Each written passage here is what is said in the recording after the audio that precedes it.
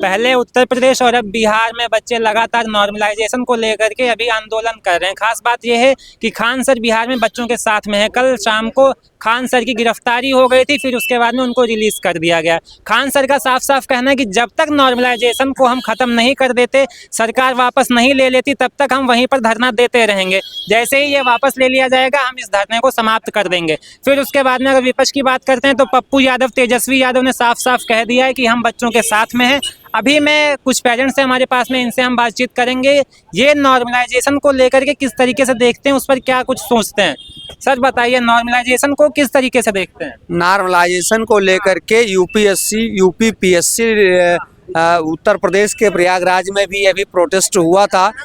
ये तो बड़ा खराब स्थिति है कि कोई बच्चा कंपटीशन में ज़्यादा नंबर पाता है और बाद में उसको लॉटरी सिस्टम करके नॉर्मलाइज अगर कर दिया जाएगा तो उसका पाप मेहनत करने का कोई मतलब ही नहीं है। कह दिया कि हर छठा बच्चा जो है जो भी होगा तो बाकी 5 बच्चे कहाँ जाएंगे, पास होंगे।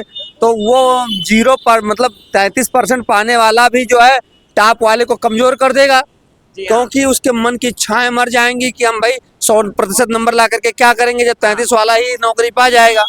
तो ये तरीका बहुत गलत है और इसके मामले में हम लोग खान सर और बच्चों के साथ हैं, सरकार के विरुद्ध हैं। जो हमारी पुरानी एग्जामिनेशन चल रही थी उसको अभी चलाएं और इसको 5 साल बाद लागू करें, तब तक बच्चे इस बात को समझ पाएं और काम कर पाएं। तत्काल करने से बच्चे प्रभावित होंगे और तत्काल रूप से नॉर्मलाइजेशन का मतलब भी नहीं समझ पा रहे हैं।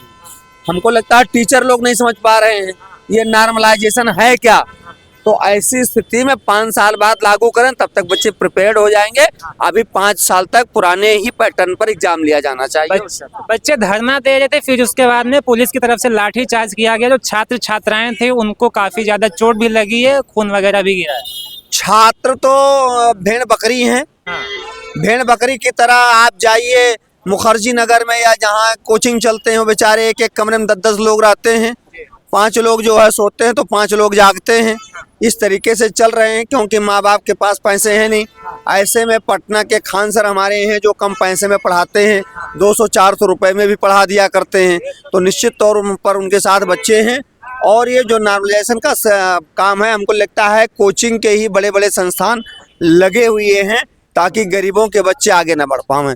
ऐसी परिस्थितियां हैं और नीतीश कुमार ने चूंकि भारतीय जनता पार्टी से संगठनात्मक रूप से जो है केंद्र में भी शासन सत्ता में है और प्रदेश की सत्ता में भी हैं, तो जहां जहां भारतीय जनता पार्टी की सत्ता है या उनके समर्थित सत्ताधारक हैं, वहां वहां इस तरीके की व्यवस्थाएं की जा रही हैं और जो कि निहायत गलत हैं।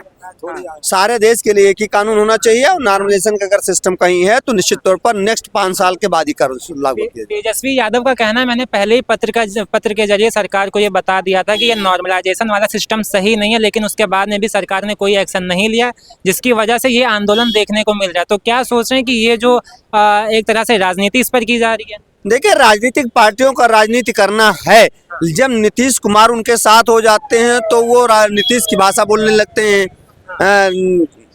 तेजस्वी यादव जब वो कांग्रेस के साथ होते कांग्रेस की भाषा बोलने लगते हैं। मतलब ये वो कलर हैं कि जिस पानी में मिल जाए वो कलर हो जाएं, समझे। तो ये लोग राजनीति कर रहे हैं और तेजस्वी यादव को तो इस बात पर बोलना नहीं चाहिए क्योंकि वो सत्ता में हैं। अगर नहीं हैं तो उनको चाहिए था कि अपने सारे विधायकों को लेकर के खान सर के लिए पटने में प्रोटेस्ट कर देते, आकर के बुला लेते, चक्का जाम कर देते, ट्रेनें रोक देते। इस तरीके की व्यवस्था उनको करनी चाहिए थी और नहीं कहा कि मुजबानी कहा है तो ये ठीक नहीं है। मुजबानी मत कहिए, सत्यता पर आइए, बच्चों के साथ आप खड़े हो जाइए। विपक्ष की तरफ से अगर हम बात करते हैं तो पप्पू यादव बच्चों के साथ में जमीन पर उतरे हैं, मैदान में आए हैं। वो उनका भी कहना कुछ यही है कि जब तक सरकार इस पर एक्शन नहीं लेती, नॉर्मलाइजेशन को खत्म नहीं करती, हटने वाले नहीं है। पप्पू यादव हमेशा से गरीबों और मजलूमों के साथ रहे हैं, किसानों के साथ रहते हैं और ये अच्छा कदम है। उनसे हमें सीख लेकर के भारत के हर व्यक्ति को इस व्यवस्था पर चलना चाहिए कि जो गरीब मजलूम है उसको बचाने के लिए, उसको प्रोत्साहित करने के लिए भारत के हर नागरिक को पप्पू यादव की तरह तत्पर रहना चाहिए। उनका कहना यह है कि ये असमानता है, ये सही नहीं है, एक पेपर होना चाहिए, एक शिफ्ट में होना चाहिए। उस पर क्या कहना चाहेंगे? तो अगर उनकी बच्चों की मांग है तो वो जायज भी है और ऐसा होना भी चाहिए। तो क्यों फिर बार बार, अच्छा एक बार में होगा तो लीक होने की प्रॉब्लम भी मुझको लगता है इसमें कम आएगी। तो कहीं ना कहीं वो बच्चों का जो एक बात है वो जायज है। और कोई सवाल? सवाल यही है कि अभी तेजस्वी यादव ने साफ साफ कह दिया था कि हमने पहले भी नीतीश जी से बात करी है उस पर कि जो बच्चे हैं अभी उनकी पढ़ने लिखने की उम्र है और उस उम्र में उनको धरना देना पड़ रहा है, ये सही नहीं है और ये नॉर्मलाइजेशन आप हटा दीजिए। उसके बाद में भी सरकार ने कोई एक्शन इस पर नहीं लिया था। तो क्या लग रहा है इस पर कोई राजनीति करने की कोशिश की जा रही है, क्योंकि अभी अगले ही साल वहाँ पर विधानसभा चुनाव भी है। नहीं, ये तो धरने वाली बात तो ना मैं किसी पार्टी के हिसाब से सही मानता हूँ, मैं स्टूडेंट के हिसाब से सही मानता हूँ। हमें लगता है कि अगर धरना प्रदर्शन ऑन रोड बच्चे करेंगे तो कहीं ना कहीं जो उनका मानसिक जो एक नेचर है वो बदल जाएगा। वो पढ़ाई में कम राजनीति के जो गलत रवैये उस पर कहीं ना कहीं अपनी दिशा न चेंज कर दे।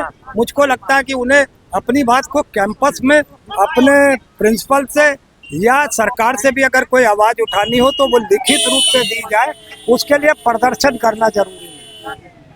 इससे पहले अगर हम बात करें तो उत्तर प्रदेश में भी कुछ ऐसे ही हुआ था। उसके बाद में जैसे ही कहा गया, ये पता चला कि अखिलेश यादव भी बच्चों के साथ में शामिल हो सकते हैं, वैसे ही वो खबर आती है कि नॉर्मलाइजेशन के लिए सरकार मान गई है। तो कुछ वैसा ही वहाँ भी देखने को मिला। नहीं, देखिए मैंने कहा ना, सरकारों का दखल होना चाहिए, मगर उसमें तब तक दखल नहीं होना चाहिए जब तक कोई सरकार के पास अगर कोई बच्चे शिकायत लेके जाते हैं या प्रिंसिपल शिकायत लेके जाता है या कोई भी किसी भी जरिए से शिकायत जाती है, अगर उस पर कार्रवाई नहीं होती है तो हमें लगता है कि जब अभी जो अखिलेश जी की बात कह रहे हैं उन्होंने ऐसा कर दिया तो ये फिर मजबूरी है, फिर वो रास्ता वो विकल्प जरूरी है कि हमें सरकार के पास, क्योंकि सरकारें ही देश चलाती हैं, स्कूल चलाती हैं, संस्थाएं चलाती हैं, तो हमें वो कहने में कोई गुरेज नहीं।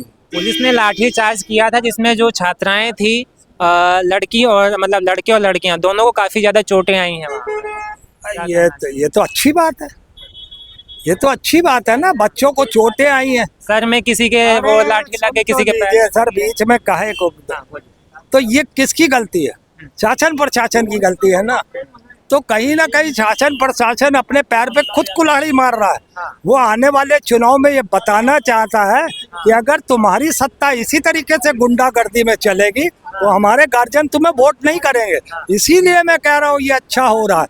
ये उस वर्तमान सरकार के लिए बड़ा बड़ा अभिशाप है। उस वर्तमान सरकार को खदेड़ने के लिए बहुत बड़ा एक पॉइंट है हमारे पास। हम जो इंडिया गठबंधन की सरकार जब वहाँ पे काबिज होगी तब हम इनसे भी हिसाब लेंगे कि इस तरीके से स्टूडेंट को आप मारेंगे बच्चों को, तो ये आपको पावर किसने देगी। तो यहाँ पर सीन आपने देखा कि अंकल जी से मैंने बात की, उनका भी कुछ ऐसा कहना था कि जो हो रहा है वो सही नहीं हो रहा है, सरकार को ऐसा काम नहीं करना चाहिए था, नॉर्मलाइजेशन को खत्म करना चाहिए।